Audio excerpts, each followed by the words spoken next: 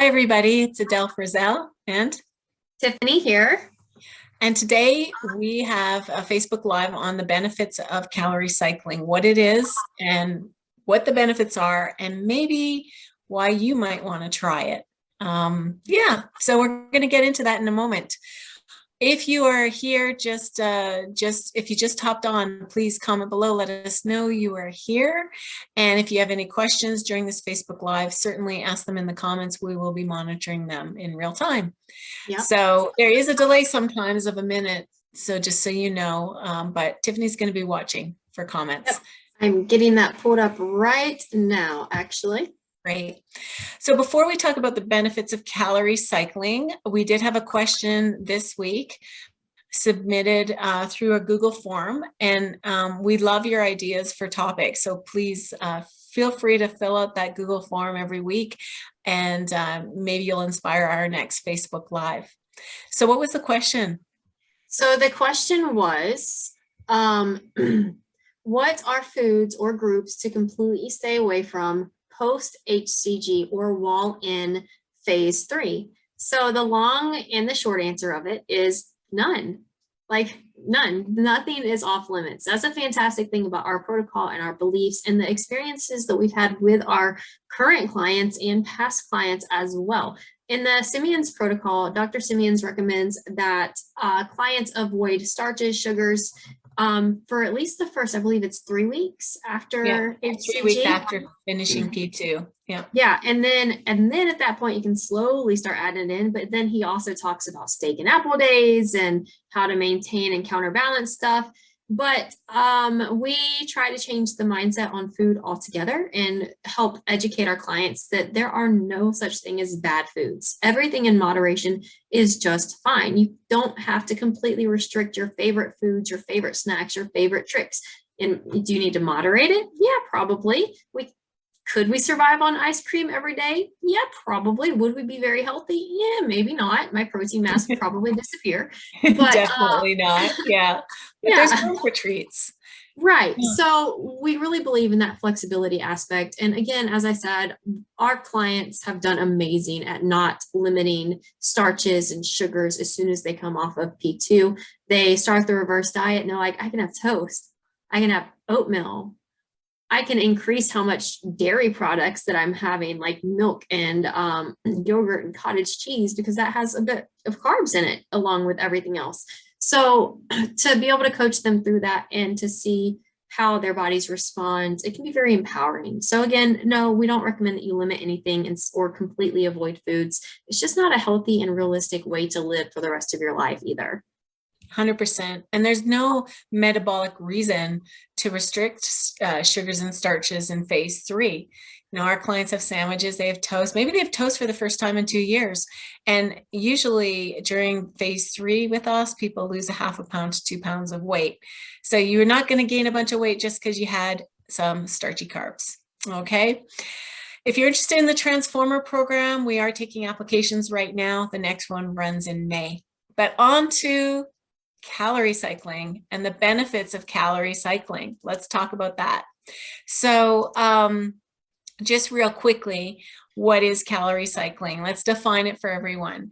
If you're not 100% sure, it really refers to having higher days and lower days of calories. So, you know, one day, for example, if you were dieting, you might be at, well, we'll take me, okay? We'll take me. On a training day, I have higher calories. On a rest day, I have lower calories. And so I might consume currently in my diet phase 1,550 calories on a training day, on a training day. I try for a little lower on the non-training days. And then I have one day where I eat my maintenance calories, which were anywhere between 2,200 and 2,500 calories. And in this manner, I am losing weight every week. And I like it. I like this approach. But before we get into like why I like it, let's talk about some of the benefits to calorie cycling in general for people. Absolutely. So one of the first things that we want to talk about and touch on is improved energy performance. If you're an ultra endurance athlete, for example, it would make good sense to fuel up for your harder cardio days. If you're going to run a marathon, you're going to need those carbs to get you through that marathon, right?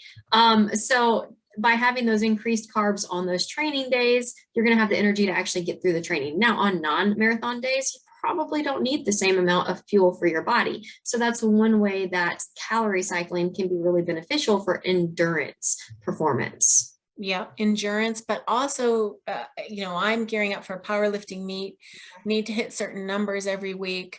I need to get stronger.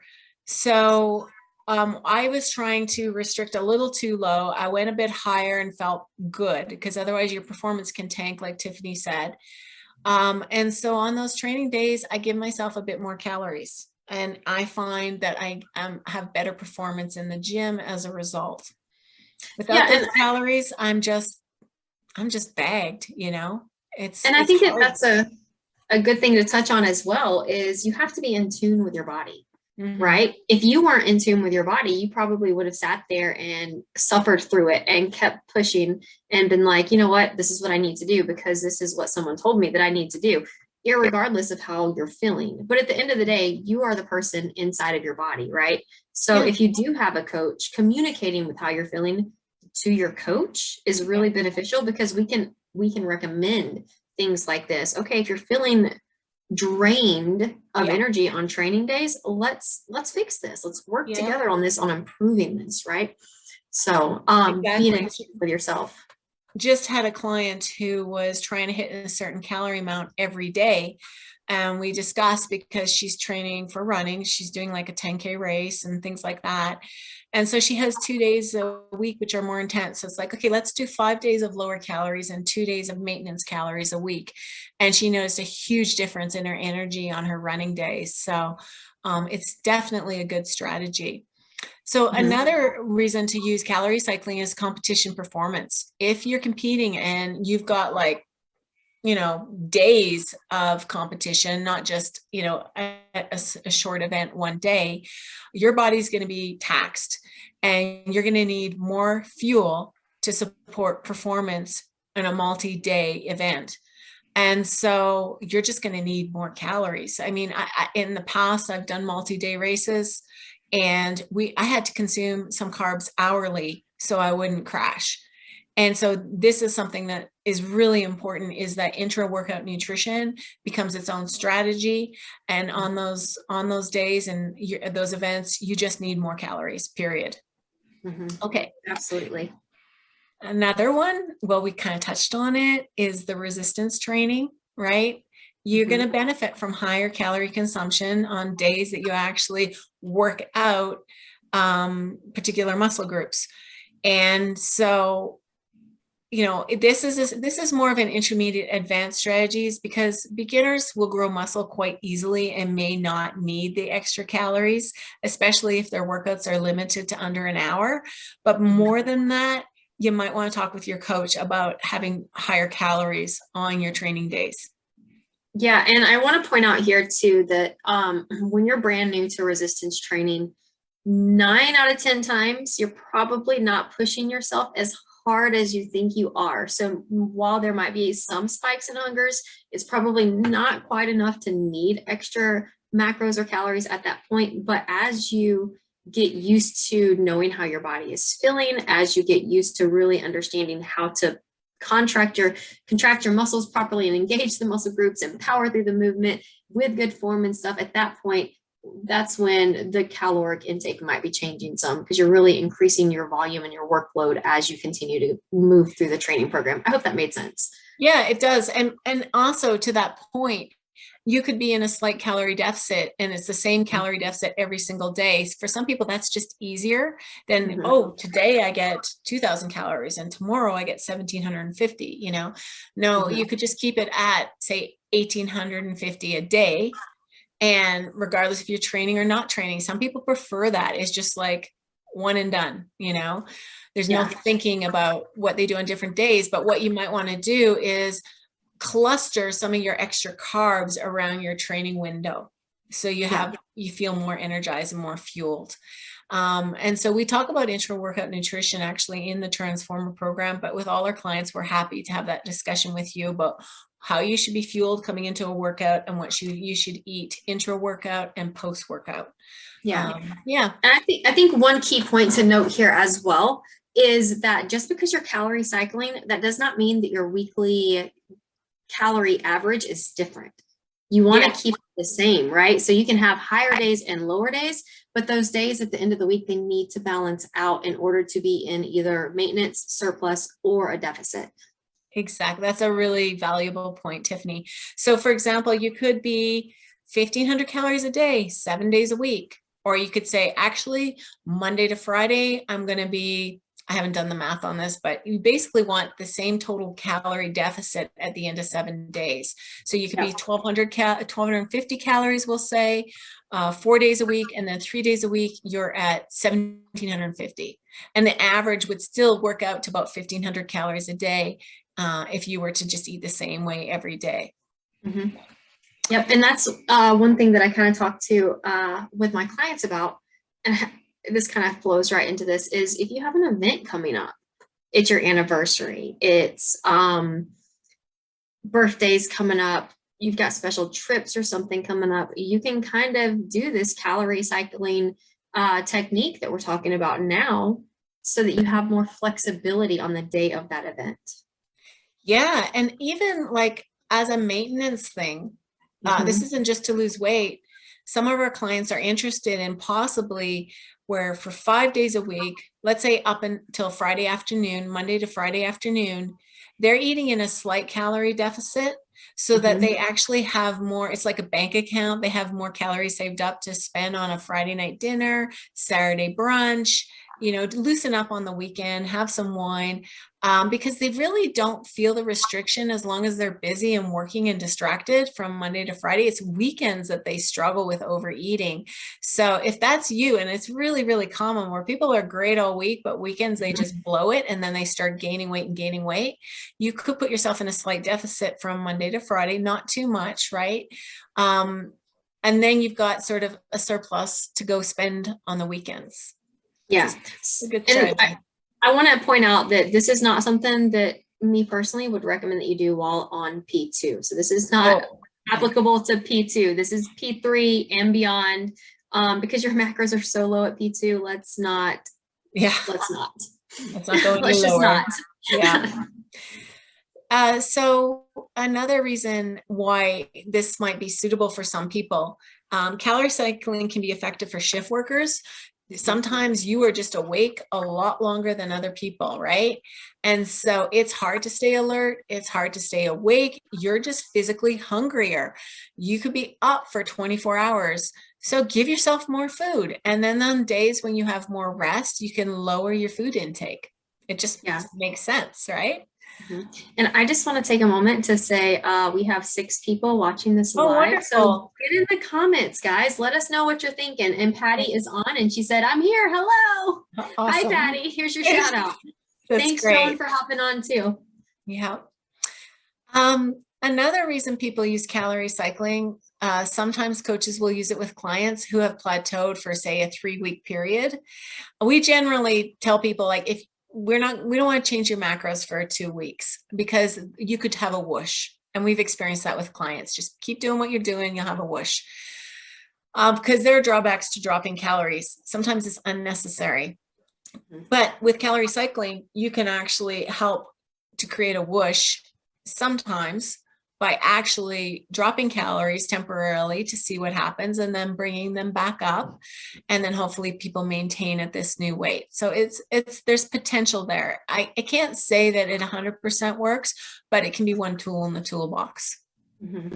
And that's kind of the way to look at this, right? Everything that we talk about, these are all different tools that you can apply to and find what works for you, because calorie cycling may not work for everyone. Like you mentioned earlier, some people may think it's just easier for me to be consistent day in, day out. I can pre-plan. I know exactly what I'm going to do. That works for me. And if that's the case, that's fantastic. That's how I lost most of my weight, was by keeping my macros slow and steady and working through it. Right. Now I'm actually starting the calorie cycle process myself. I eat higher macros on days that I train, and I eat lower macros on days that I don't train. And at the end of the week, it balances out really nicely. Oh, and speaking of that, some people actually are hungrier on their rest days than their training days, because Mhm. sometimes for some people, the exercise suppresses the hunger drive. So those people actually might want to calorie cycle on their rest days. Personally, I don't think it's a great strategy because I do think your body needs more fuel. And if you're trying to build muscle and things like that, it's good to have that extra protein, those extra calories for protein synthesis to occur, for you to optimize recovery. But, you know, like we say, everyone is unique. And so in working with a coach, you really need to communicate these types of things. Like, you know what, I'm actually not that hungry on my training days. I'd like to bump up my calories on my rest days because that's when I get hungry. And then you can have a conversation whether that hunger is physical or psychological, because maybe you're just a little bored on a non-training day. Yeah, you usually have a little more time on your hands on non-training days. It's very Tina nuanced. said, Tina said, I'm here. Tina is Okay. here. Hi, Hi, Tina. Tina. Okay, there's another reason, and I think this is probably one of the most important reasons to try calorie cycling. You want to say what it is, Tiff? Better dietary adherence. Yeah. Yeah.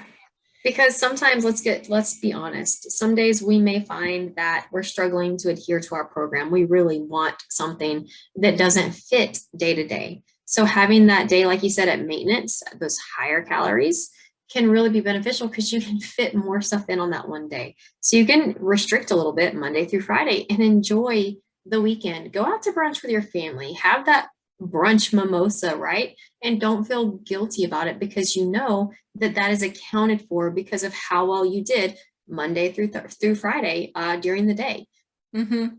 Totally. And I find that having one higher calorie day a week for me in, as I'm losing weight is really psychologically helpful because I can still look forward to dinner with my husband or eating out on the weekend. And it just allows for me to